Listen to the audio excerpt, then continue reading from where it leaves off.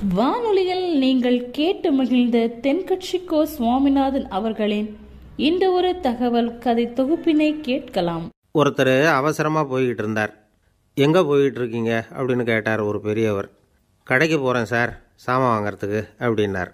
அங்கே போகிறதுக்கு முன்னாடி தெரிஞ்சிக்க வேண்டியதெல்லாம் தெரிஞ்சுக்கிட்டீங்களா அப்படின்னு கேட்டார் பெரியவர். கடைக்கு போய் காசை கொடுத்து ஒரு பொருளை வாங்கிட்டு வரப்போகிறோம், இதில் தெரிஞ்சிக்க வேண்டியது என்ன இருக்குது அப்படின்னார் அலட்சியமாக. இப்போ அந்த பெரியவர் பேச ஆரம்பித்தார். இந்த உலகத்தில் எந்த ஒரு செயலில் இறங்குறப்பவும் நாம் நல்லா ஆலோசனை பண்ண வேண்டிய விஷயம் 5 அப்படின்னார். உதாரணமாக, ஒருத்தன் கடைக்கு போய் ஏதோ ஒரு பொருளை வாங்கிட்டு வர போகிறான்னு வச்சுக்கோங்களேன். அப்போ கூட அவன் 5 விஷயங்களை பற்றி தெரிஞ்சுக்க வேண்டியிருக்குது அப்படிங்கிறார் அவர். முதல்ல அந்த பொருள் எப்படிப்பட்டது அப்படிங்கிறத தெரிஞ்சுக்கணும். ரெண்டாவதாக தன்னை பற்றியும் தெரிஞ்சுக்கணும். அப்போ தான் அந்த பொருள் தனக்கு தேவையா இல்லையா அப்படிங்கிறத புரிஞ்சுக்க முடியும். மூணாவதாக தெரிஞ்சுக்க வேண்டியது ஒன்று இருக்குது. அது என்னென்னா, அந்த பொருளை அடையிறதுக்கு வழி என்ன அப்படிங்கிறத தெரிஞ்சுக்கணும். அதாவது எவ்வளவு பணம் கொடுத்தா அது கிடைக்கும், இது மாதிரியான விஷயங்கள். நாலாவதாக அந்த பொருளை அடையிறது மூலமாக நாம் அடையக்கூடிய பயன் என்ன அப்படிங்கிறதையும் உணரணும். அஞ்சாவது, அந்த பொருளை அடையிறதுல இருக்கக்கூடிய தடை எது அப்படிங்கிறதையும் நாம் தெரிஞ்சுக்கணும். பெரியவர் பேசுகிறது ஏதோ தத்துவம் மாதிரி தெரியுது இல்லையா? தத்துவம்தான். அதாவது இப்படி உலகியல் வாழ்க்கையில் சின்ன சின்ன விஷயங்கள்லேயே நாம் 5 விஷயங்களை தெரிஞ்சுக்க வேண்டியிருக்குது. அது ரொம்ப அவசியமாக இருக்குது. பேரின்ப நிலைன்னு சொல்கிறாங்கள்ல, அது மாதிரி பெரிய சமாச்சாரங்கள்லேயும் இந்த 5 விஷயங்களை நாம் தெரிஞ்சுக்க வேண்டியிருக்குது. அதுக்கு பேர் என்னென்னா அர்த்த பஞ்சகம். வைணவ சமயத்தில் அர்த்த பஞ்சகம்ங்கிறது ரொம்ப பெரிய விஷயம். கடைக்கு போகிறது மாதிரி கடவுளை பார்க்க போகிறப்பவும் நாம் 5 விஷயங்களை தெரிஞ்சுக்கணுமா. முதல்ல பரம்பொருள் அப்படிங்கிறது என்ன, அதோட தன்மைகள் என்ன, இதை தெரிஞ்சுக்கணும். இதுக்கு பேர் என்னென்னா பரமாத்ம ஸ்வரூபம் அப்படின்னு பேர். ரெண்டாவது, நாம் யார், நம்மோட தன்மை என்ன அப்படிங்கிறத தெரிஞ்சுக்கணும். நான் யாருன்னு எனக்கே தெரியலங்கிறப்போ இதை நான் சொல்கிறேன்னு இது என்னுடையதுன்னு சொல்கிறது தப்பு தானே. அப்புறம் மூணாவது விஷயம், பரம்பொருளை நாம் அடையிறதுக்கு வழி எது, இதை தெரிஞ்சுக்கணும். இது உபாய ஸ்வரூபம் அப்படின்னு பேர். நாலாவது விஷயம், நாம் அடைய வேண்டிய பயன்கள் என்ன அப்படிங்கிறத தெரிஞ்சுக்கிறது. இதுக்கு புருஷார்த்தம் அப்படின்னு பேர். அஞ்சாவது, அந்த பயனை அடைய விடாமல் தடுக்கிற தடைகள் யாவை அப்படிங்கிறத தெரிஞ்சுக்கிறது. இது விரோதி ஸ்வரூபம். இதைத்தான் தடையியல் அப்படின்னு சொல்கிறாங்க. அதாவது பரமாத்மாவை பற்றிய அறிவு, ஜீவாத்மாவை பற்றிய அறிவு, உபாயம் பற்றிய அறிவு, புருஷார்த்தம் பற்றிய அறிவு, இந்த 4 அறிவுக்கும் எதிரடையாக, அதாவது அதையெல்லாம் தப்பாக புரிஞ்சுக்கிறதால உண்டாகக்கூடிய அறிவு விரோதி ஸ்வரூபம். என்ன இது தகவலில் ஏதாவது கதை சொல்லுவீங்கன்னு பார்த்தா ஏதோ தத்துவம் பேசிகிட்டு இருக்கிறீங்களே அப்படின்னு நினைக்கலாம். இதுவும் தெரிஞ்சிக்க வேண்டிய ஒரு பெரிய விஷயந்தான். காதில் போட்டு வச்சா எப்போவாவது உபயோகப்படும். என்னுடைய நண்பர் ஒருத்தர் ஒரு நாள் என்கிட்ட சொன்னார், சார், அடுத்த மாதம் தஞ்சாவூரில் ஒரு கல்யாணம், போகிறதா வேண்டாமா அப்படின்னு ஒரே குழப்பமாக இருக்குது அப்படின்னார். நான் உடனே இந்த அர்த்த பஞ்சக உபதேசம் பண்ண ஆரம்பித்தேன். அவர் எல்லாத்தையும் பொறுமையாக கேட்டுவிட்டு, சரி சார், நான் போகிறதுன்னு முடிவு பண்ணிவிட்டேன்னார். எப்படி இந்த முடிவுக்கு வந்தீங்க அப்படின்னு கேட்டேன். அவர் சொன்னார், சார், அந்த 2வது பாயிண்ட் ஒன்று சொன்னீங்களே, அதை புரிஞ்சுக்கிட்டதுக்கு அப்புறம்தான் இந்த முடிவுக்கு வந்தேன் அப்படின்னார். என்ன 2வது பாயிண்ட்டுன்னு? அதாவது தன்னை பற்றி புரிஞ்சுக்கணும் அப்படின்னு சொன்னீங்க. உடனே என்னை பற்றி புரிஞ்சுக்கிட்டேன், நான் யாருங்கிறது எனக்கு தெரிஞ்சுது, உடனே போகிறது தான் நல்லதுன்னு முடிவு பண்ணிவிட்டேன்னார். நீங்கள் யாருன்னு கேட்டேன். நான் தான் சார் அந்த கல்யாணத்தில் தாலி கட்ட வேண்டிய மாப்பிள்ளை அப்படின்னார். இந்த உலகத்தில் எல்லாருக்கும் மகிழ்ச்சி தரக்கூடிய ஒரு பொருள் எது? இது ஒரு முக்கியமான கேள்வி. இந்த கேள்விக்கு பொருத்தமான ஒரு பதிலை உங்களால் சொல்ல முடியுமா? அதாவது கொஞ்சம் யோசித்து பார்த்தா பணம்னு சொல்லலாமா? இப்போ கையில் காசு இல்லாதவங்ககிட்ட ஒரு 10 ரூபாயை கொடுத்தா அது அவனுக்கு சந்தோஷத்தை கொடுக்கும். ஏற்கனவே வருமான வரி பிரச்சனையில் சிக்கி இருக்கிறவர்கிட்ட இன்னும் கொஞ்சம் பணம் இருந்தாங்கன்னு சொல்லி கொடுத்தோம்னா அது அவருக்கு சங்கடத்தை தான் கொடுக்கும். அதனால் அந்த கேள்விக்கு பணங்கிறது பொருத்தமான பதிலாக இருக்க முடியாது. கேள்வி என்னென்னா, இந்த உலகத்தில் எல்லாருக்கும் மகிழ்ச்சி தரக்கூடிய ஒரு பொருள் எது? சரி, இனிப்புன்னு சொல்லலாமா? ஏன்னா எல்லாருக்கும் இனிக்க தானே செய்யும். அதுலேயும் ஒரு சிக்கல் இருக்குது. சர்க்கரை வியாதிக்காரங்களுக்கு அது என்ன சந்தோஷத்தையாக கொடுக்கும்? ஆக எல்லாருக்கும் வேறுபாடு எதுவும் இல்லாமல் மகிழ்ச்சியை கொடுக்கக்கூடியது வேறு ஏதோ ஒன்று இருக்குது. அது என்னன்னு கண்டுபிடிக்கணும். அதுதான் இன்றைக்கி தகவல். இப்போ அதை கண்டுபிடிக்கணும்னா இந்த கதையை கேட்கணும். அது என்ன கதைன்னா, ஒரு ஊரில் ஒரு ராஜா இருந்தார். அவருக்கும் இதே சந்தேகம் வந்துட்டுது. அதாவது எல்லாருக்கும் இன்பம் தரக்கூடிய பொருள் எது அப்படின்னு. இதுக்கு பதில் தெரிஞ்சுக்கிறதுக்கு ஆசைப்பட்டார். சரி, அதுக்கு என்ன செய்யலாம்னு யோசனை பண்ணார். நாட்டு மக்களுக்கு பகிரங்கமாக ஒரு அறிவிப்பு கொடுத்தார். நம்ம நாட்டு மக்கள் இன்பம் தரக்கூடிய பொருள் எதுன்னு நினைக்கிறாங்களோ அதை கொண்டுக்கிட்டு வந்து அரண்மனையில் உள்ள கண்காட்சி மண்டபத்தில் வைக்கலாம். அப்படி அவங்க வைக்கிற பொருள்களில் எது எல்லாருக்கும் இன்பம் தரக்கூடியதாக இருக்குமோ அதை வச்சவருக்கு 1000 பொற்காசுகள் பரிசு அப்படின்னு அறிவிப்பு கொடுத்துட்டார். ஜனங்கள் இந்த அறிவிப்பை கேட்டாங்க. அதுக்கப்புறம் சும்மா இருப்பாங்களா? 1000 பொற்காசுன்னா சும்மாவா? அவங்கவுங்க கையில் என்னென்ன கிடைச்சதோ அதையெல்லாம் கொண்டாந்து அரண்மனை காட்சி மண்டபத்தில் வச்சுட்டாங்க. அதுக்கப்புறமா ராஜா அங்கே வந்தார். ஒவ்வொன்றா பார்த்துக்கிட்டே வந்தார். முதல்ல ஒரு குயில் இருந்தது, இனிமையாக பாடக்கூடிய குயில். இந்த குயிலோட இன்னிசை எல்லாருக்கும் இன்பம் தரக்கூடியது தான். இருந்தாலும் காது கேட்காதவங்களுக்கு இந்த இசை எப்படி இன்பம் தர முடியும்? அதனால் இது சரியில்லைன்னு விட்டார். அடுத்தபடியாக போனார். அங்கே என்ன வச்சுருக்குறாங்கன்னு பார்த்தா ஒரு அழகான மயில் அங்கே தோகை விரித்து ஆடிக்கிட்டு இருக்குது. இந்த மயிலோட ஆட்டம் மனசுக்கு இன்பம் தரக்கூடியது தான். இருந்தாலும் பார்வை இல்லாதவங்க இந்த ஆட்டத்தை பார்த்து ரசிக்க முடியுமா? முடியாது.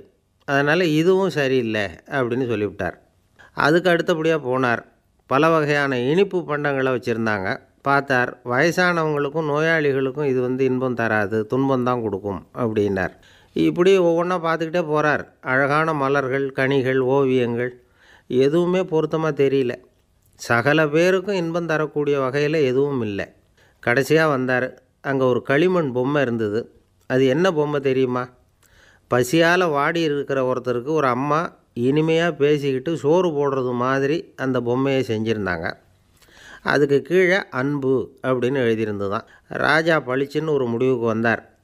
அந்த பொம்மையை செஞ்ச சிற்பியை வரவழைச்சார், பரிசு கொடுத்தார். அன்பு ஒன்று தான் எல்லாருக்கும் இன்பம் அளிக்கக்கூடிய பொருள். காது கேட்காதவங்களும் அதை கேட்க முடியும், பார்வை இல்லாதவங்களும் அதை பார்க்க முடியும், குழந்தைகளும் அதை உணர முடியும் அப்படின்னு அதுக்கு விளக்கம் கொடுத்தார் அந்த மன்னர். இந்த உலகத்தில் எல்லாருக்கும் மகிழ்ச்சி தரக்கூடிய ஒரு பொருள் அன்பு தான். அதை புரிஞ்சுக்கிட்டு தான் சில கணவன்மார்கள் மனைவி பேரில் ரொம்ப அன்பை காட்டிக்கிறது வழக்கம். ஒரு வீட்டு வாசப்படி பக்கமாக மழைக்கு ஒதுங்கினார் ஒருத்தர். மழை தூரிக்கிட்டு இருந்தது, இருட்டு நேரம். அந்த வீட்டில் இருந்தவர், இன்றைக்கி ராத்திரி வேணும்னா இங்கேயே தங்கிட்டு காலையில் போங்க அப்படின்னார். உடனே இவர் சொன்னார், ரொம்ப நன்றிங்க, ஒரு 10 நிமிஷத்தில் இதை வந்துவிடுறேன் அப்படின்னு சொல்லிவிட்டு எங்கேயோ ஓடினார். 10 நிமிஷம் கழித்து திரும்பி வந்தார். ஆமாம், எங்கே போயிட்டு வந்தீங்கன்னு கேட்டார் வீட்டில் இருந்தவர். நேராக எங்கள் வீட்டுக்கு போய் மனைவிக்கிட்ட இன்றைக்கி ராத்திரி இங்கேயே தங்கிக்கிறேன்னு சொல்லிவிட்டு வந்துவிட்டேன் அப்படின்னார் அவர். அன்பில் இது ஒரு ரகம். அரேபிய நாடு, அங்கே ஒரு ஆட்சி தலைவர். அரேபிய நாட்டு ஆட்சி பொறுப்பை ஏற்றுக்கிட்டவர். அவர் ஆட்சி பொறுப்பை ஏற்றுக்கிட்ட பிறகு ஒரு நாள் ஒரு தெருவில் நடந்து போய்கிட்டு இருந்தார். அவர் தோளில் ஒரு பெரிய துணி மூட்டை, அதை சுமந்துக்கிட்டு கடத்தெருவை நோக்கி அவர் போய்கிட்டு இருக்கிறார். வழியில் அவரை சந்தித்தார் உமர். அவர் கேட்டார், கலீஃபா அவர்களே, எங்கே புறப்பட்டுட்டீங்க அப்படின்னு கேட்டார். கலீஃபான்னா ஆட்சி தலைவர்னு அர்த்தம். இதுக்கு அவர் சொன்னார், நான் துணி வணிகம் செய்கிறவன், அதனால் துணி வியாபாரம் செய்கிறதுக்காக போயிட்டுருக்கிறேன்னார். நீங்கள் இப்போ இந்த நாட்டுக்கு ஆட்சி தலைவர், ஆட்சி பொறுப்பில் இருக்கிறீங்க, நீங்கள் வியாபாரம் செய்ய போட்டால் அரசு பணிகளை செய்கிறது யார் அப்படின்னு கேட்டார் அவர். நான் அரசு பணிகளை மட்டுமே செஞ்சுக்கிட்டு இருந்தால் என் குடும்பத்தை காப்பாற்றுறது யார் அப்படின்னு கேட்டார் அவர். இப்படி கேட்டவர் யார் தெரியுமா? அவர் தான் அபூபக்கர், இறை தூதர் முகமது அவர்களுக்கு பிறகு கலீஃபாவாக தேர்ந்தெடுக்கப்பட்டவர். அப்போலாம் ஆட்சி தலைவர்களுக்கு சம்பளம்னு எதுவும் கிடையாது. இந்த பிரச்சனையை எப்படி தீர்க்கிறதுன்னு யோசனை பண்ணார் உமர். அபு உபைதா அவர்கள்கிட்ட அழைச்சிட்டு போனார். அவர் யாருன்னா, அவர் தான் பொது நிதி கருவூலத்தின் பொறுப்பாளர். அவர்கிட்ட பிரச்சனையை சொன்னார். இது மாதிரி ஆட்சி தலைவருக்கு பொது நிதியிலிருந்து ஊதியம் அளிக்க முடியுமான்னு கேட்டார். பொது நிதி விதிகளின்படி அதுக்கு சாத்தியம் இல்லைன்னு சொல்லிவிட்டார் அவர். சரி, வேறு ஏதாவது வழி இருக்குதான்னு கேட்டார் உமர். அபு உபைதா கொஞ்சம் யோசனை பண்ணி பார்த்தார். அப்புறமா சொன்னார், மக்காவிலிருந்து மதீனாவுக்கு குடிபெயர்ந்து வந்த அகதிகளுக்கு நிதி உதவி அளிக்கிறதுக்கு விதிகளில் இடம் இருக்குது. அப்படி பார்த்தா அபூபக்கரும் அகதி தானே, அதனால் எல்லா அகதிகளுக்கும் கொடுக்கறது மாதிரியே அவருக்கும் ஒரு தொகை அளிக்கலாம்னார். கலீஃபா அபூபக்கருக்கு இந்த அகதி உதவித்தொகையைத்தான் கொடுத்துட்டு வந்தாங்களாம். குடும்ப செலவுக்கு அது போதுமானதாக இல்லை. இருந்தாலும் கலீஃபாங்கிறதுக்காக மற்ற அகதிகளை விட அதிகமாக தொகையை பெற அவர் விரும்பலை. மார்பு பக்கம் கிழிஞ்சிருந்த ஒரு மேலாடையை தான் அவர் அணிஞ்சிருந்தார். அவருடைய துணைவியார் அஸ்மா அவங்க ஒரு நாள் தேன் அருந்த ஆசையாக இருக்குன்னாங்களாம். நமக்கு கிடைக்கிற ஊதியம் குடும்ப செலவுக்கே போதுமானதா இல்லையே, இந்த நிலையில் தேன் வாங்கிறதுக்கு காசுக்கு நான் எங்கே போவேன்ருக்கார் அவர். கொஞ்ச நாள் கழித்து அவங்க ஒரு தொகையை அவர்கிட்ட கொடுத்து தேன் வாங்கிட்டு வர சொன்னாங்களாம். இவருக்கு ஆச்சரியம், ஏது இந்த பணம்னு கேட்டிருக்காரு. நீங்கள் தினமும் குடும்ப செலவுக்காக கொடுத்துக்கிட்டு வந்த பணத்தில் கொஞ்சம் கொஞ்சமாக மிச்சப்படுத்தி வச்சேன்னாங்களாம். அபூபக்கர் அந்த பணத்தை எடுத்துக்கிட்டு நேராக பொது நிதி கருவூல பொறுப்பாளர்கிட்ட போனார். இந்த பணத்தை பொது நிதியில் சேர்த்துருங்க, இது அதிகப்படியாக எனக்கு தரப்பட்டு வந்த ஊதியம், அடுத்த மாதத்துலேருந்து இந்த தொகையை குறைச்சிங்கன்னு வேற சொல்லிவிட்டாராம். பசியை தணிக்க தேவையான அளவு உணவு, ஒரு ஜோடி உடை, இதை தவிர கூடுதலாக மக்கள் பொது நிதியிலிருந்து வாங்கிக்கிறதுக்கு என் குடும்பத்தாருக்கு உரிமை இல்லை அப்படின்னு சொல்லி கண்டிப்பாக சொல்லிவிட்டாராம். அவர் வாங்கிட்டு வந்த அந்த குறைந்த ஊதியம் கூட அவர் மனசை உறுத்திக்கிட்டே இருந்தது.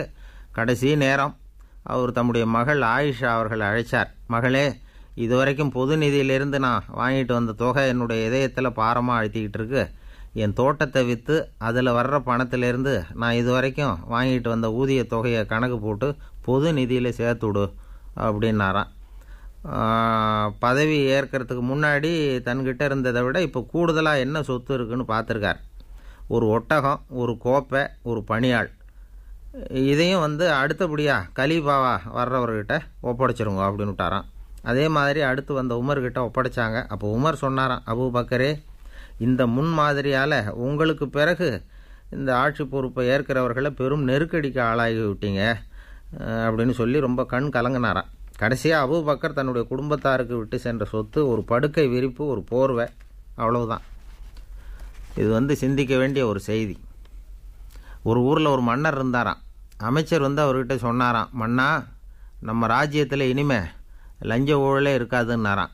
ஆஹா, அப்படின்னா ஊழல் பேர் வழிகளையெல்லாம் நாடு கடத்தியாச்சா அப்படின்னு கேட்டிருக்காரு மன்னர். இதுக்கு அவர், அப்படி இல்லைங்க, இனிமேல் கொடுக்கறதுக்கு ஜனங்கள்கிட்ட பணமே இல்லை அப்படின்னாராம். ஒரு நாள் ஒரு தகப்பனார் தன்னுடைய பிள்ளையை அழைச்சிட்டு வந்தார். சார், இவன் சரியாக படிக்க மாட்டேங்கிறான், பெரியவங்களை மதிக்க மாட்டேங்கிறான், நீங்கள் கொஞ்ச நாள் இவனுக்கு குருவாக இருந்து நல்ல விஷயங்களை சொல்லி கொடுத்தா தேவையில்லைன்னார். பெரியவங்களையும் மதிக்காதவன் எப்படி என்ன மதிக்க போகிறான் அப்படிங்கிறது நமக்கு யோசனை வரும் இல்லையா? வேணாங்க, என்னை விட்டுருங்க அப்படின்னோம். அவர் விட மாட்டேன்னு விட்டார். இல்லைன்னா அவரே சிஷ்யன் ஆகிடுவார் போல இருந்தது. சரி, வேறு வழி இல்லாமல் அந்த பையனையே என்னுடைய சீடை நான் ஏற்றுக்கிட்டு உபதேசமெல்லாம் பண்ண ஆரம்பித்தோம். அதாவது குரு பக்தின்னா அது எப்படி இருக்கணுங்கிறத பற்றி சொல்லி கொடுத்தோம் அவனுக்கு. சதமகர் அப்படின்னு ஒரு குரு இருந்தார். அவருக்கு ஒரு சீடர். அவன் பேர் துளசி சைதன்யன், நைஷ்டிக பிரம்மச்சாரி. தன்னுடைய குருவுக்கு எந்த நேரத்தில் எது தேவைங்கிறத புரிஞ்சுக்கிட்டு சேவை செய்கிறவன். ஆனால் இவனை பற்றி மற்ற சீடர்களுக்கு பொறாமை வந்துட்டுது. இவன் மட்டும் இப்படி இருக்கானேன்னு உடனே குருக்கிட்ட போய் கோல் மூட்டினாங்க. அவன் சரியில்லை, அவன் நடந்துக்கிறது சரியில்லை, அப்படி இப்படின்னு எதையாவது சொல்லி. இருந்தாலும் இதையெல்லாம் அந்த குரு நம்பலை. அவருக்கு தெரியும் யார் யார் எப்படின்னு. துளசி சைதன்யன் பெருமையை மற்ற சீடர்களுக்கு உணர்த்தணும் அப்படின்னு நினச்சார். அதுக்கு ஒரு வழி பண்ணார். ஒரு நாள் சீடர்களை எல்லாம் கூப்பிட்டுக்கிட்டு ஒரு காட்டு வழியாக போய்கிட்டு இருந்தார். அங்கே ஒரு பெரிய மலை அருவி கொட்டிக்கிட்டு இருந்தது. குரு சீடர்கள் பக்கம் திரும்பினார். இந்த மலையின் மேலே இருந்து அந்த படுபாதாளத்தில் குதிக்கிறதுக்கு உங்களில் யார் தயார் அப்படின்னு கேட்டார். ஒரு சீடனும் ஆய திறக்கலை, ஒதுங்கி நின்றுக்கிட்டாங்க. பின்னாடி மூட்டை முடிச்சோடு வந்துக்கிட்டு இருந்தான் துளசி சைதன்யன். அவனை பார்த்தார். தபாரப்பா, நீ மேலே இருந்து அந்த அருவியில் குதி அப்படின்னார். அப்படியே செய்கிறேன் சுவாமின்னா ஓடி போய் பொத்துன்னு குதிச்சுட்டான். அடுத்த கணமே குருநாதர் தன்னுடைய யோக சக்தியால் பறந்து போய் அவன் கீழே விழுந்துடாமல் தாங்கி பிடிச்சி கொண்டுக்கிட்டு வந்துட்டார். மற்ற சீடர்களுக்கெல்லாம் ஒரு மாதிரி ஆயிட்டுது. அடுத்தபடியாக என்ன பண்ணலாம்னு யோசித்தாங்க இவனை மாட்டி விடுறதுக்கு. ஒரு நாள் வெத்தலை அடிக்கிற ஒரு சின்ன உரலையும் உலக்கையையும் எடுத்து ஒளிய வச்சுட்டாங்க. சதமகர் சன்னியாசி இல்லை, அவர் வெத்தலை போடுவார். பல்லு சரியில்லை, அதனால் இடித்து தான் வெத்தலையை போடணும். திடீர்னு வெத்தலை பாக்கு கேட்டார். வழக்கமாக உரலில் இடித்து தர்றது தான் துளசியின் பழக்கம். உரலை தேடினா கிடைக்கல, என்ன பண்ணுறது? குரு கேட்டுவிட்டாரே, குரு சேவை தானே முக்கியம். என்ன பண்ணால் வெத்தலை பாக்க தன்னுடைய வாயில் போட்டு முன்னும் அதை எடுத்து அவர்கிட்ட கொடுத்துட்டான்.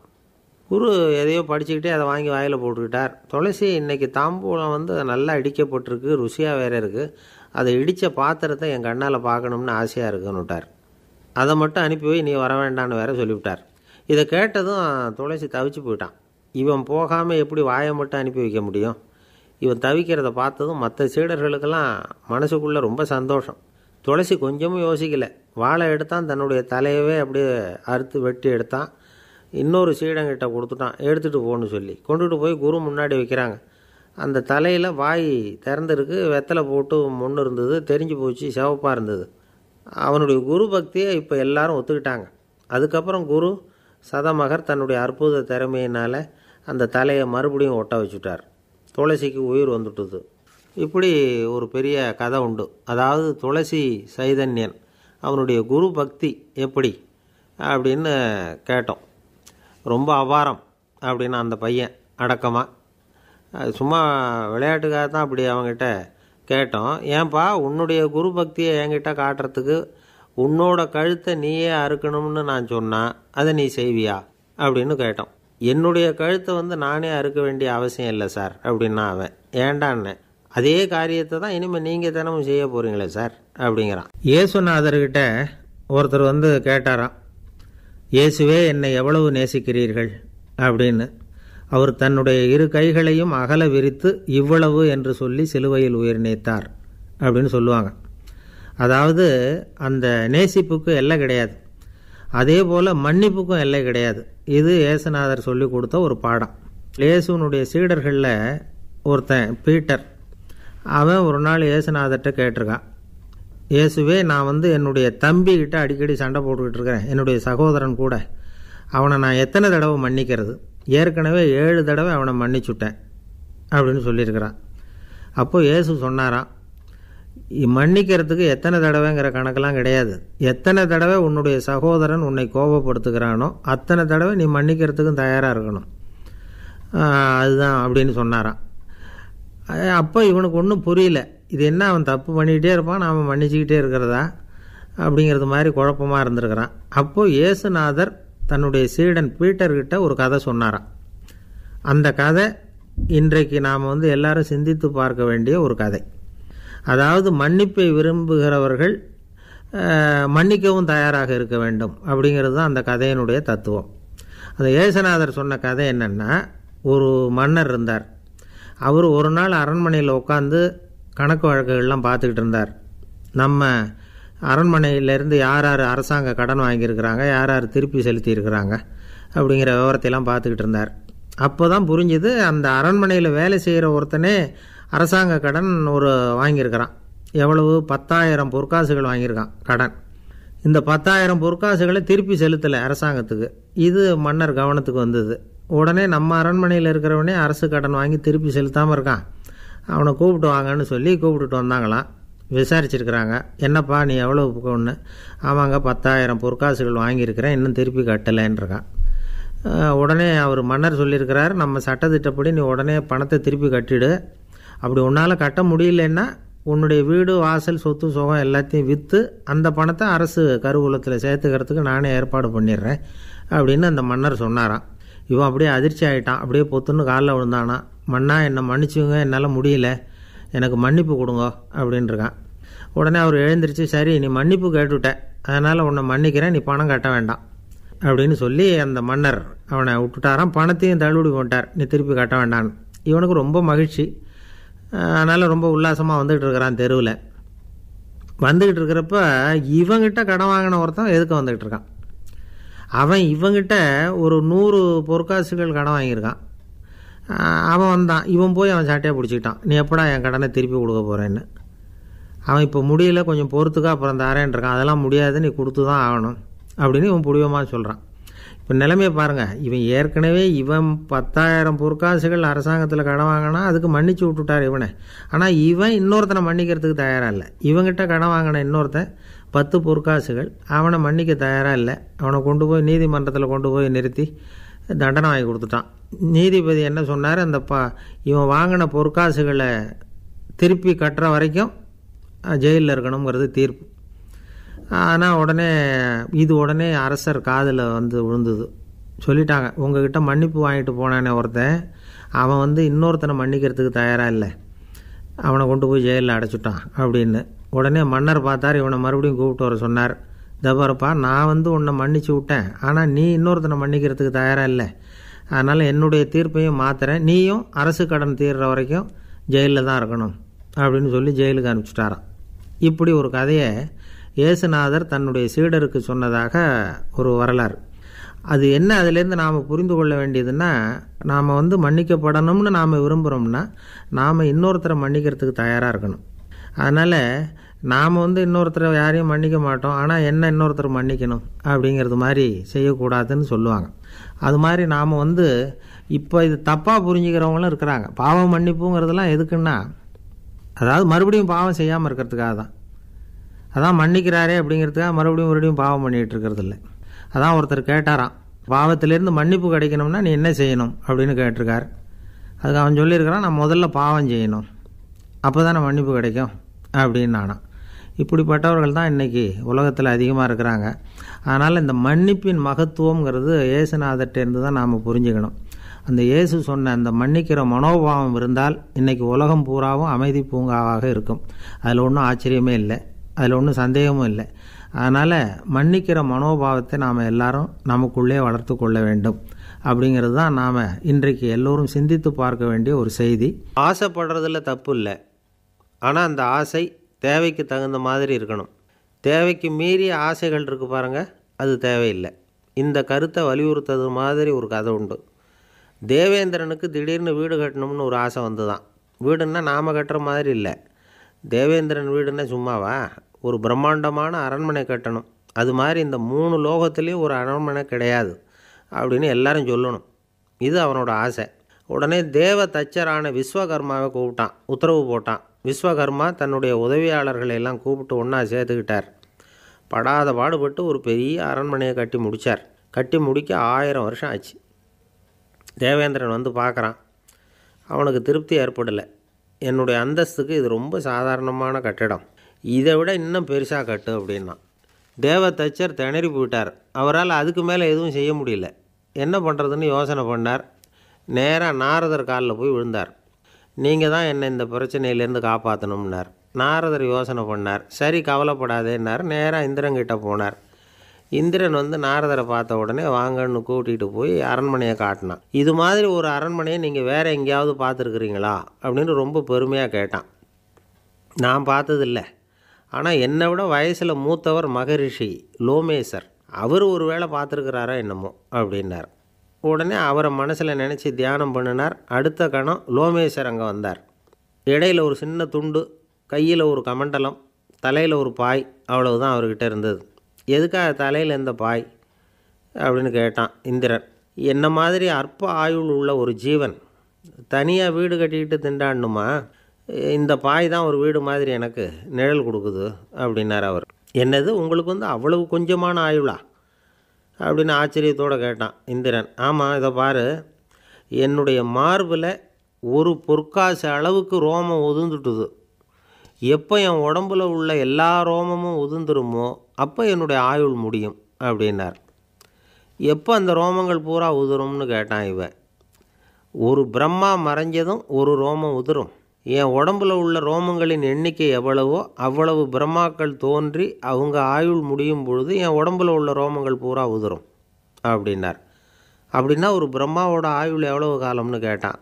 ஒரு பிரம்மாவுக்கு 100 தேவ வருஷம். ஒவ்வொரு தேவ வருஷத்துக்கும் 365 தேவ நாள். ஒவ்வொரு தேவ நாள்லேயும் ஒன்றை மாதிரி 14 இந்திரர்கள் தோன்றி மறைகிறாங்க அப்படின்னு மகரிஷி லோமேசர் சொல்கிறார். இதை கேட்டதும் இந்திரன் ஆடி போயிட்டான். அவ்வளவு ஆயுள் உள்ள இவரே அற்ப ஆயுள்னு சொல்கிறார்.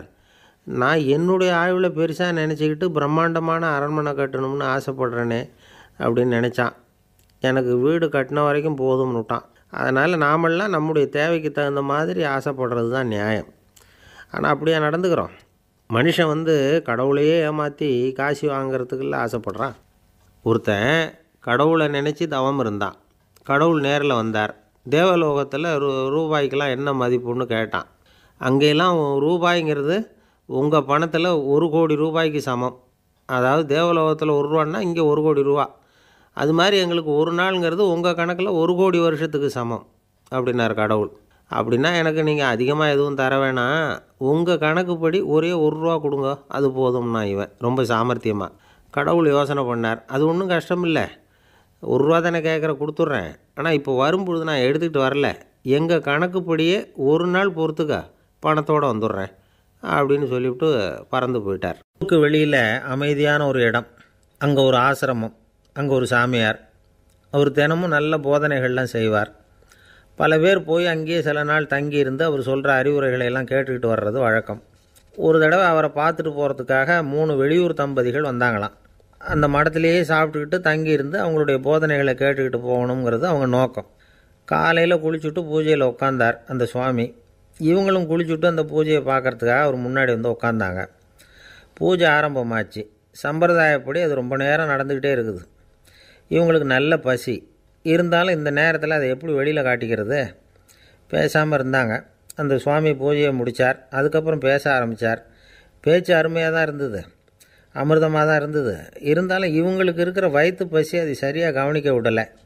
அந்த சுவாமியே இதை கவனித்ததா தெரியல.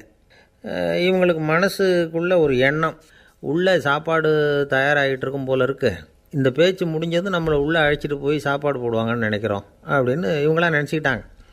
ஆனால் சுவாமி இதை பற்றி எதுவுமே பேசலை, கண்டுக்கலை. ஒரு அம்மாவால் அதுக்கு மேலே சும்மா இருக்க முடியுமா? முடியல.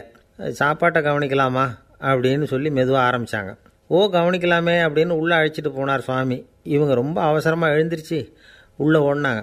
அங்கே ஒரு மேஜை மேலே ஒரு கிண்ணம் மூடி இருந்தது. ஓ இதுதான் சாப்பாட்டு மேஜை போல் இருக்குது, இங்கே சாப்பாடு வந்துடும் அப்படின்னு நினச்சாங்க. உடனே போய் சுற்றி உட்காந்துக்கிட்டாங்க. சுவாமி அந்த கிண்ணத்தை எடுத்து அந்த அம்மா கிட்ட கொடுத்தார். அவங்க அதை வாங்கி மூடியை திறந்து பார்க்குறாங்க. உள்ளே ஒரு சாவி இருக்குது.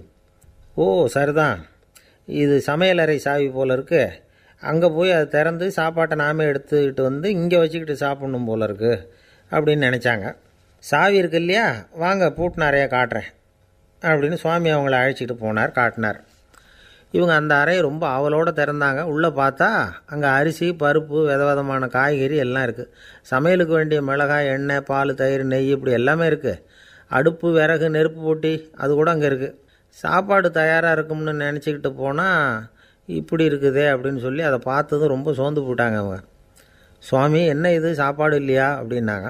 அதுதான் சாப்பாட்டுக்கு வேண்டிய எல்லாம் இங்கே இருக்குதே, அடுப்பு மூட்டி நீங்கள் தான் அவங்கவுங்க ருசிக்கு தகுந்த மாதிரி சமைச்சிக்கணும், இந்த சன்னியாசிக்கு எப்படி சமைக்க தெரியும் அப்படின்னு கேட்டார் சுவாமி. சாப்பாடு தயாராக இருக்கும்னு நாங்கள் எதிர்பார்த்தோம் அப்படின்னாங்க. நீங்கள் இப்படி சொல்லுவீங்கன்னு நானும் எதிர்பார்த்தேன்.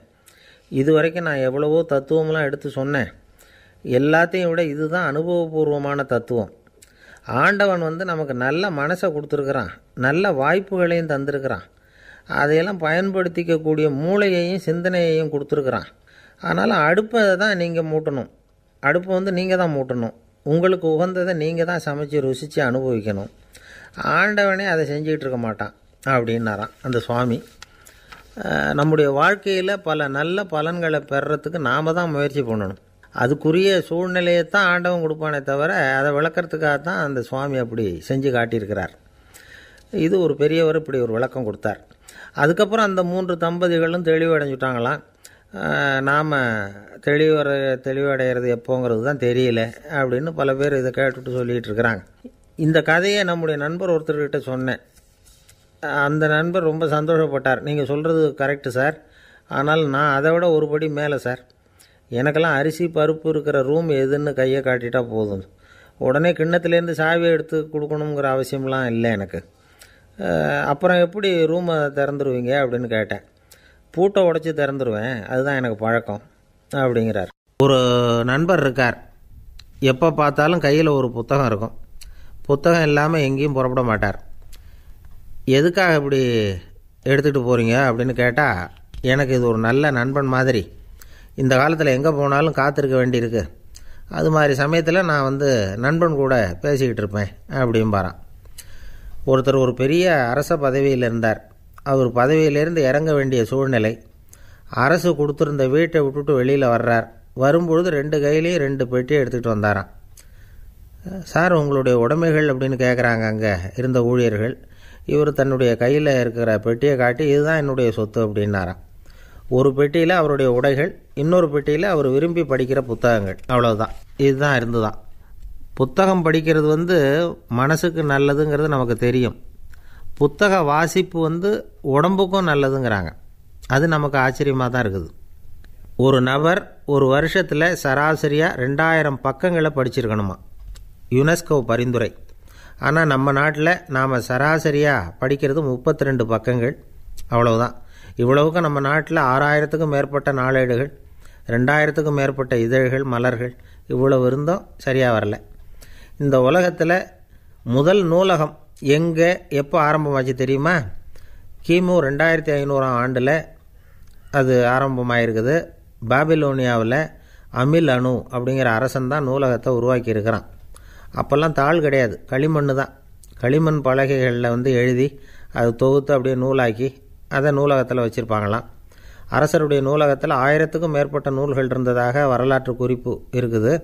அது மட்டும் இல்லை, அந்த நூலகத்தில் பொருள் வாரியாக, அதாவது சப்ஜெக்ட் வாரியாக புத்தகங்களை வகைப்படுத்தி வச்சுருந்தாங்களாம். அதில் மிச்சம் இருந்த ஒரு 25 களிமண் பலகை புத்தகங்கள் இன்றைக்கும் பிரிட்டிஷ் அருங்காட்சியகத்தில் இருக்குதான்.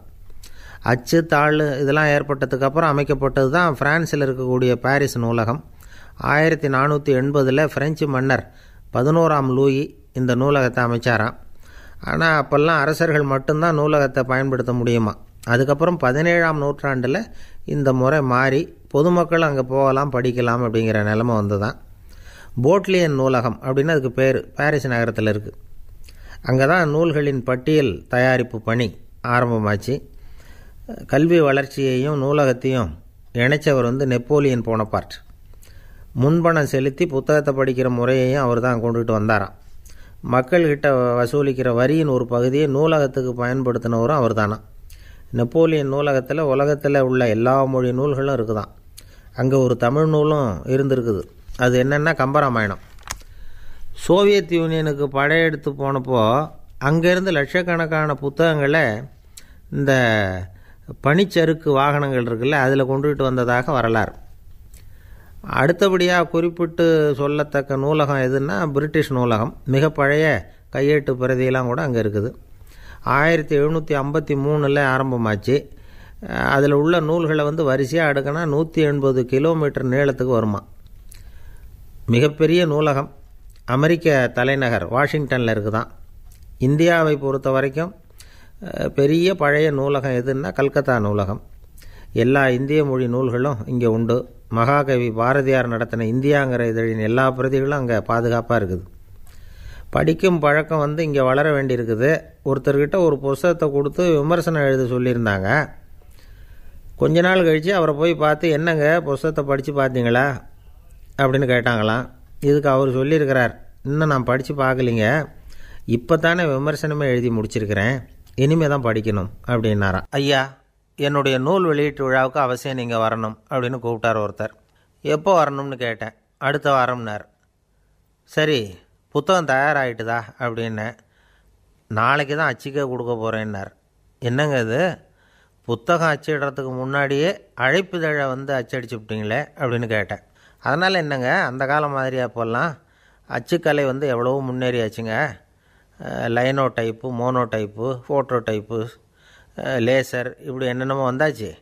இன்றைக்கி கொடுத்தா நாளைக்கே புத்தகம் தயார் அப்படின்னார். இப்படி இந்த அளவுக்கு முன்னேறி இருக்கிற இந்த அச்சுக்கலை ஆரம்பத்தில் எப்படி இருந்தது தெரியுமா? அந்த காலத்தில் காகிதம்னா என்னென்னே தெரியாது. அப்படி ஒன்று கண்டுபிடிக்கப்படவே இல்லை. அப்போல்லாம் எதையாவது ஒன்று எழுதணும்னா அதுக்கு ஆட்டு தோலை தான் பயன்படுத்தி இருக்கிறாங்க. கண்ணுக்குட்டி தோல் கூட அதுக்கு உபயோகப்பட்டு தான். ஐரோப்பாவில் இருந்த பாதிரியார்கள் தோலில் எழுதப்பட்ட புத்தகத்தை தயாரிக்கிறதுல ரொம்ப கெட்டிக்காரங்களாம். எகிப்து, அப்புறம் மத்திய தரைக்கடல் ஓரத்தில் உள்ள நாடுகள், இங்கே எல்லாம் தோல் தான் எழுதுபொருளாக பயன்பட்டு வந்திருக்குது. ஆனால் நம்ம நாட்டில் ஓலைச்சுவடிகளை எழுத்துக்கு பயன்படுத்தியிருக்கிறாங்க. எழுதுறதுக்கு தோலை பயன்படுத்தினவங்க பிறகு பேப்பரைஸ் அப்படிங்கிற கோரை புல்லை அதுக்கு பயன்படுத்தினாங்களாம். இதெல்லாம் அப்படி கொஞ்சம் கொஞ்சமாக கண்டுபிடிச்சிட்டு வந்திருக்கிறாங்க. அந்த புல்லை கச்சிதமாக நறுக்க வேண்டியது, நல்லா பதப்படுத்த வேண்டியது, அதுக்கப்புறம் அதில் எழுத வேண்டியது, அவ்வளவுதான். பேப்பருங்கிற சொல்லே இந்த பேப்பைரஸ் அப்படிங்கிறதுலேருந்து வந்தது தான். அதுக்கப்புறம் தான் காகிதம் வந்தது. இதை முதல்ல சீன நாட்டில் தான் கண்டுபிடிச்சாங்க. அது வந்த பிறகு அச்சு எந்திரம் கண்டுபிடிக்க வேண்டிய அவசியம் ஏற்பட்டது. அதை கண்டுபிடிச்சவர் ஜெர்மானிய அறிவியல் அறிஞர் ஜான் கூட்டன்பர்க். அச்சு கலைக்கு அடித்தளம் அமைச்சவர் அவர் தான். ஜெர்மனியில் மெயின்ஸ் அப்படிங்கிற ஊரில் 1399 பிறந்தார். அவரோட மாமன் ஒருத்தர் உலோக வேலையில் வல்லவர். அவர்கிட்ட இந்த வேலையை கற்றுக்கிட்டார். அதோட வைர கற்களை பட்டை தீட்டுறதுலேயும் ரொம்ப தேர்ச்சி பெற்றிருந்தார். இளம் வயசுலேயே சும்மா இருக்க மாட்டாராம். எதை செஞ்சாலும் அதை திறமையாக செய்வாராம். அவர் தான் முதல்ல மர அச்சு எழுத்துக்களை உருவாக்கினார். அது மேலே மை தடவி பிரதிகள் எடுத்தார். அதுக்கப்புறம் உலோக எழுத்துக்கள், முதல்ல காரியம், அப்புறம் இரும்பு, அப்புறம் கலப்பு உலோகம், பிறகு அச்சடிக்கிறதுக்கு எந்திரம் ஒன்றையும் உருவாக்கினார். முதல்ல பைபிள் அச்சடித்தார். 1468 அவர் இறந்து போனார். 16ஆம் நூற்றாண்டில் மேலை நாடுகளிலிருந்து மர எழுத்துக்களை கொண்டுக்கிட்டு தமிழ்நாட்டில் கிறிஸ்தவ நூல்களை அச்சிட்டாங்க. அப்போல்லாம் அச்சகங்கள் போதிய அளவுக்கு இங்கே இல்லை. அதுக்கு என்ன காரணம்னா, இந்தியர்கள் அச்சகங்களை நடத்தக்கூடாது அப்படின்னு சட்டம். 1835 வரைக்கும் அந்த சட்டம் நடைமுறையில் இருந்தது. இந்த நிலைமையில் அங்கேயும் இங்கேயுமா 1-2 அச்சகங்கள் ஆரம்பமாச்சு. 1713 தரங்கம்பாடியில் லூத்தரன் மிஷன் அச்சகம், அதே ஆண்டில் சென்னையில் எஸ்பிசிகே அச்சகம். இது ரெண்டும் தான் இந்தியாவில் முதல்ல தொடங்கப்பட்ட அச்சகங்கள். ஆட்டுத்தோல்லையும் ஓலைச்சுவடியிலையும் எழுதப்பட்ட எழுத்துக்கள் இன்றைக்கி எங்கேயோ போயிடுது. ஆனால் நம்ம ஊரில் எழுத்தாளர்கள் நிலைமை தான் ஒன்றும் சொல்லிக்கிறது மாதிரி இல்லை. நம்ம ஆள் ஒருத்தர் சொன்னார், சார், நான் சொந்தத்தில் ஒரு அச்சாபீஸ் வச்சுருந்தேன், இப்போவும் வச்சுருக்கிறேன். அதனால் என்னுடைய படைப்புகளை புத்தகமாக வெளியிடுறதில் எனக்கு ஒன்றும் கஷ்டம் இல்லை. வருஷத்துக்கு ஒரு புத்தகம் எழுதி வெளியிட்டுருவேன். 15 வருஷமாக இலக்கிய உலகத்துக்கு இப்படி சேவை செஞ்சுக்கிட்டு வர்றேன். ஆனால் இந்த வருஷம்தான் வாசகர்கள் எனக்கு பாராட்டு விழா நடத்தியிருக்கிறாங்க அப்படின்னார். இந்த வருஷம் அப்படி என்ன விசேஷம் அப்படின்னு கேட்டோம். இந்த வருஷம்தான் நான் எந்த புத்தகம் எழுதி வெளியிடாமல் இருந்தேன், அதுக்காகத்தான் எனக்கு இந்த பாராட்டு விழா அப்படின்னார். ஒரு வயசான அம்மா தெரு வழியாக போயிட்டு இருந்தாங்க. அவங்க கையில் எண்ணத்தையோ வச்சுக்கிட்டு அதை அடிக்கடி பார்த்துக்கிட்டே இருந்தாங்க. ஒருத்தன் மெதுவாக அவங்கக்கிட்ட போய் கையில் இருக்கிறது என்ன அப்படின்னு எட்டி பார்த்தா அவங்க கையில் 4 பல் இருந்துதான். இவன் ஆச்சரியமாக அந்த அம்மாவை பார்த்தான். ஏம்மா, உனக்கு என்ன பைத்தியமா? ஏது இந்த பல்? இதை என்னத்துக்காக கையில் வச்சுக்கிட்டு அலைஞ்சிக்கிட்டு இருக்கிற அப்படின்னு கேட்டிருக்கான். அதுக்கு அந்த அம்மா விவரம் சொல்ல ஆரம்பித்தாங்களாம். இதை பாருப்பா, எனக்கு ஒரு மகன் இருந்தான். அவனை ரொம்ப செல்லமாக வளர்த்தேன். அவனை தரையிலேயே நடக்க விடுறதில்ல, எப்பவும் தூக்கி வச்சுக்கிட்டு இருப்பேன். அவன் நல்லா பெரியவனாகி பள்ளிக்கூடம் போகிறப்ப கூட அவன் புஸ்தக மூட்டையை நான் தான் சுமந்துக்கிட்டு போவேன். பார்க்குறவங்க கூட கேலி பண்ணுவாங்க, ஏம்மா படிக்க போகிறது நீயா உன் பிள்ளையான்னு கேட்பாங்க. அவன் இன்றைக்கி எவ்வளோ பெரிய மனுஷன் ஆகிட்டான். வெளிநாட்டில் பெரிய உத்தியோகத்தில் இருக்கான். சமீபத்தில் இங்கே வந்துட்டு போனான். ஒரு நாள் ஏதோ கோபத்தில் என்ன அரைஞ்சுட்டான். அப்போ இந்த 4 பல்லும் கீழே விழுந்துட்டுது. இன்னமும் கூட விழுந்திருக்கும், ஆனால் பல்லு தான் இல்லை. என் புள்ள அரைஞ்சதுனால விழுந்த பல்லு இல்லையா அது. அதனால் இதை எப்பவும் என் கையிலேயே வச்சுக்கிட்டு ஆசையோடு பார்த்துக்கிட்டு இருக்கிறேன். அவன் தான் வெளிநாட்டுக்கு போட்டான். அவனை பார்க்க முடியாத ஏக்கத்தை நான் இந்த பல்லை பார்த்து போக்கிக்கிறேன் அப்படின்னு நாங்களாம் அந்த அம்மா. இந்த கதை எதுக்காகன்னா, தாய் அன்பு அப்படிங்கிறது எப்படிப்பட்டதுங்கிறத புரிஞ்சுக்கிறதுக்காக.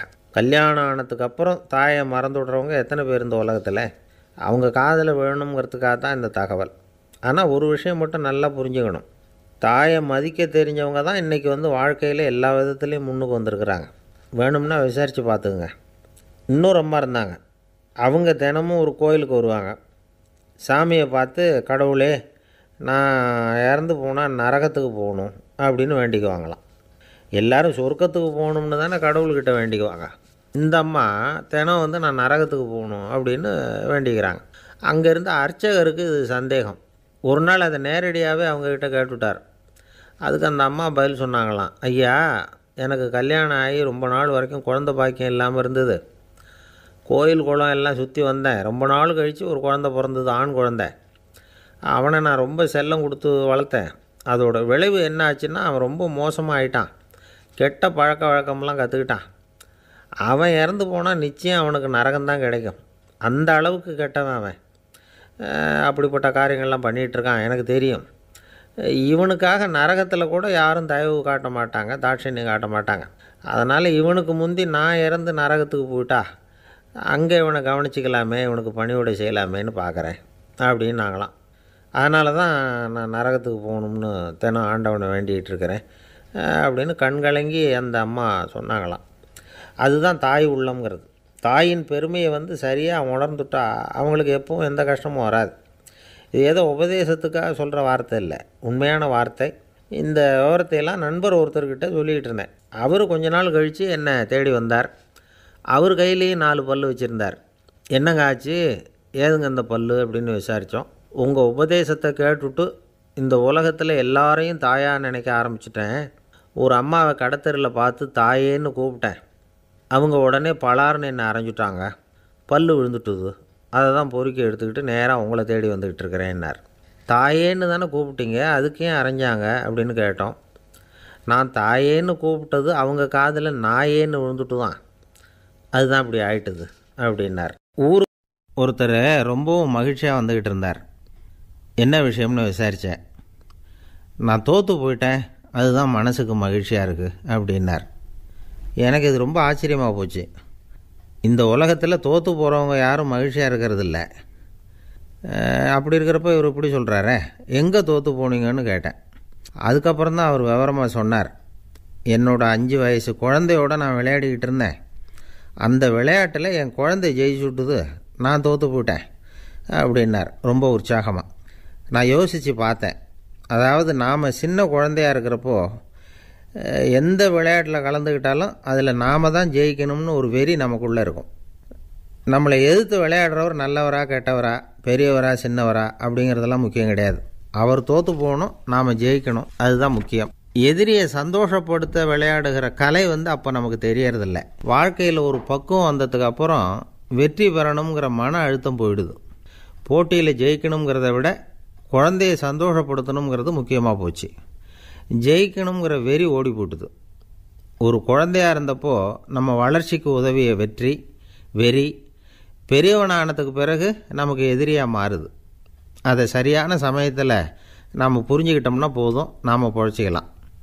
ஒவ்வொரு மனுஷனுமே வாழ்க்கையோட அடுத்த கட்ட வளர்ச்சியில் அடி எடுத்து வைக்கிற நேரத்தில் தன்கிட்ட இருந்து ஏதோ ஒரு குணத்தை அல்லது தன்குடன் இருந்த ஏதோ ஒரு உறவை நாம் இழக்கத்தான் வேண்டியிருக்குது.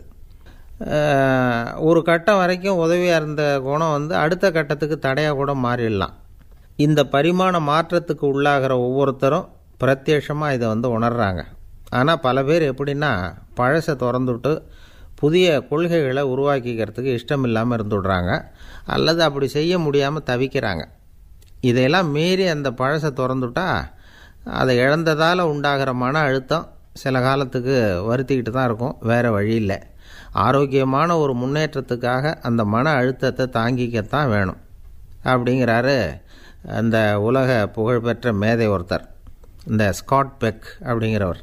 பிறந்த நாள் முதல் இதுதான் சரி அப்படின்னு கற்பிக்கப்பட்டு வந்த ஒவ்வொரு தத்துவத்தையும் தங்களுடைய வளர்ச்சிக்கு தகுந்த மாதிரி மாற்றி அர்த்தப்படுத்தி கொள்ள முடியாமல் வாழ்க்கை சூழலில் அப்படியே அரைப்பட்டு தூளாகிறவர்கள் தான் ரொம்ப தவிக்கிறாங்களாம். இதுதான் அவருடைய கருத்து.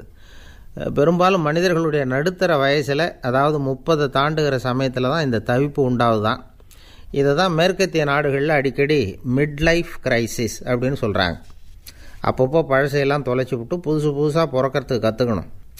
ஒவ்வொரு நிமிஷத்தையும் அந்த நிமிஷத்துக்கு ஏற்ற சித்தாந்தம் கொண்டவர்களாக சந்திப்போம் அப்படிங்கிறார் அந்த உளவியல் நிபுணர். இப்படி பழகிக்கிட்டால் வாழ்க்கை இன்பமயம், இல்லைன்னா தவிப்பு மயம்தான். பழசை தொலைக்க முடியாதவர்களில் எத்தனையோ பேர் உண்டு, எத்தனையோ ரகம் உண்டு. அதில் வேடிக்கையான நண்பர்களும் உண்டு. ஒருத்தர் நண்பர் வீட்டுக்கு போனார். அவர் ஏதோ இனிப்பு பலகாரம் கொடுத்து சாப்பிட சொல்லியிருக்கிறாங்க அவங்க வீட்டில். இவர் சாப்பிட்டு பார்த்துட்டு சொன்னாராம், சார் 6 மாதத்துக்கு முன்னாடி ஒரு தடவை இங்கே வந்தேன், அப்போது ஒரு இனிப்பு பலகாரம் கொடுத்தீங்க, அது இதை விட நல்லா இருந்தது சார் அப்படின்னாராம். அப்போ செஞ்ச அதே இனிப்பு பலகாரம் தான் சார் இதுவும் அப்படின்னாராம் அவர்.